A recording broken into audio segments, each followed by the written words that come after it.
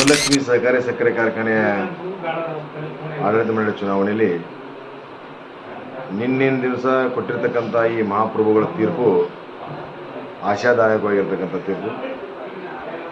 ನಾವು ನಿರೀಕ್ಷೆಯನ್ನು ಇಟ್ಕೊಂಡಿದ್ದೀವಲ್ಲ, ಆ ನಿರೀಕ್ಷೆಗಿಂತಲೂ ಹೆಚ್ಚು ಅಭೂತಪೂರ್ವವಾಗಿರ್ತಕ್ಕಂಥ ಜಯವನ್ನು ಕೊಟ್ಟಿದ್ದರು.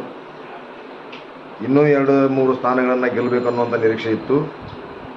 ಕಾಣದ ಕೈಗಳಿಂದ ಕೆಲಸ ಮಾಡ್ತಿರ್ತಕ್ಕಂಥದ್ದು, ಜೊತೆಗೆ ಬೇರೆ ಬೇರೆ ಕಾರಣಾಂತರಗಳಿಂದ ಇನ್ನೂ 3 ಜನ ಅಭ್ಯರ್ಥಿಗಳಿಗೆ ಗೆಲ್ಲಲಿಕ್ಕಾಗಲಿಲ್ಲ.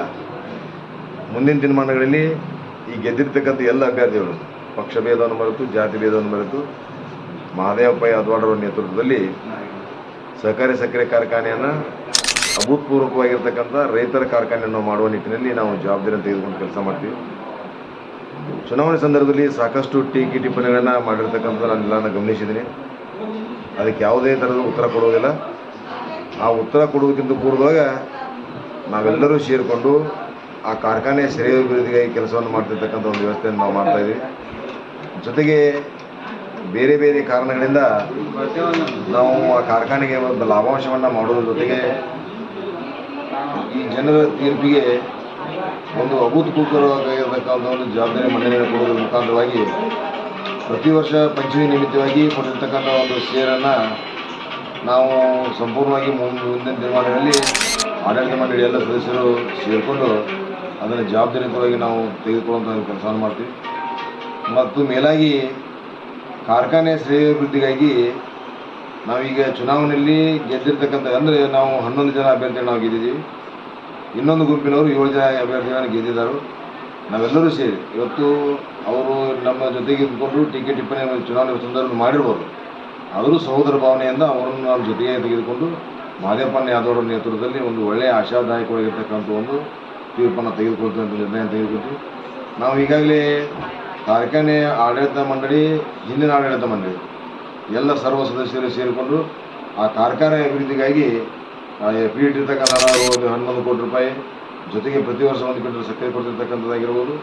ನಾವು ಕಾರ್ಖಾನೆಯ ಶ್ರೇಯೋಭಿವೃದ್ಧಿಗಾಗಿ ಯಾವ ರೀತಿ ಕಾರ್ಯಕ್ರಮವನ್ನು ಕೈಗೊಳ್ಳಬೇಕು ಅನ್ನುವಂಥದ್ದನ್ನು ನಾವೆಲ್ಲರೂ ಅಧ್ಯಕ್ಷ, ಉಪಾಧ್ಯಕ್ಷ ಮತ್ತು ಎಲ್ಲ ಕಾರ್ಯಕ್ರಮ ಮುಗಿದ ನಂತರ ತೀರ್ಮಾನ ತೆಗೆದುಕೊಳ್ತಾ ಇದ್ದೀವಿ. ಮತ್ತು ಇನ್ನೊಂದು ವಿಶೇಷವಾಗಿ ಹೇಳಬೇಕಂತಂದ್ರೆ, ನಮ್ಮನ್ನು ಸೋಲಿಸಬೇಕನ್ನುವಂಥ ನಿಟ್ಟಿನೊಳಗೆ ಬಹಳ ಜನ ಅತಿ ಪರಿಶ್ರಮವನ್ನು ಪಟ್ಟರು. ಆದರೆ ಮತದಾರ ಪ್ರಭುಗಳು ನಮ್ಮ ಗೆಲುವಿಗೆ ಸಾಕಷ್ಟು ಸಹಾಯಕಾರಿಯಾಗಿದ್ದರು. ಆ ಮತದಾರರಿಗೆ ಎಷ್ಟು ಅಭಿನಂದನೆ ಹೇಳಿದ್ರು ನಾನು ಕಮ್ಮಿ ಅಂತ ಭಾವಿಸ್ತಾ ಇದ್ದೇನೆ. ಯಾಕಂದರೆ ಅಂಥ ಮತದಾರ ಪ್ರಬುದ್ಧವಾಗಿರ್ತಕ್ಕಂಥ ಮತದಾರರು ಮಹದೇವಪ್ಪ ಯಾದವಾಡರ ಮೇಲೆ ಇಟ್ಟಿರ್ತಕ್ಕಂಥ ಪ್ರೀತಿ ವಿಶ್ವಾಸ ದೂತಕವಾಗಿರ್ತಕ್ಕಂಥದ್ದು. ಜೊತೆಗೆ ಇವತ್ತು ನಾನು ಒಂದು ಸರಿ ಅಲ್ಲಿ ಪೋಲಿಂಗ್ ಬೂತ್ನೊಳಗೆ ಒಂದು ಸರಿ ಒಬ್ಬರಿಗೆ ನಾನು ಹೇಳಿದೆ, ಈ ಚೀಟಿ ಬೇಡಪ್ಪ, ಈ ಚೀಟಿ ಬೇರೆ ಇತ್ತು, ಈ ಚೀಟಿ ಇನ್ನು ತೊಗೊಳ್ತಿದ್ದೀನಿ. ಆ ಮನುಷ್ಯ ನನಗೊಂದು ಮಾತು ಹೇಳಿದ, ತಮ್ಮ ನನಗೆ 13 ವರ್ಷ ಸಕ್ಕರೆ ಕೊಟ್ಟ ನಾವು ಡಬ್ಬಿಗೆ ಮುತ್ಯ, ಆ ಡಬ್ಬಿಗೆ ಮುತ್ಯ ಓಟ್ ಹಾಕ್ತಾನ ಅಂತಂದ. ಎಷ್ಟು ಸಂತೋಷ ಆಗಬಾರ್ದು. ಅದಕ್ಕೆ ದಯವಿಟ್ಟು ನಾವು ಇವತ್ತು ದಿವಸ ಬೇರೆ ಬೇರೆ ಕಾರಣಗಳಿಂದ ಆ ರೈತರಿಗೆ ಹೇಳಿರ್ತಕ್ಕಂಥ ಮಾತು ನನಗೆ ಖುಷಿ ತರುವಂಥದ್ದು.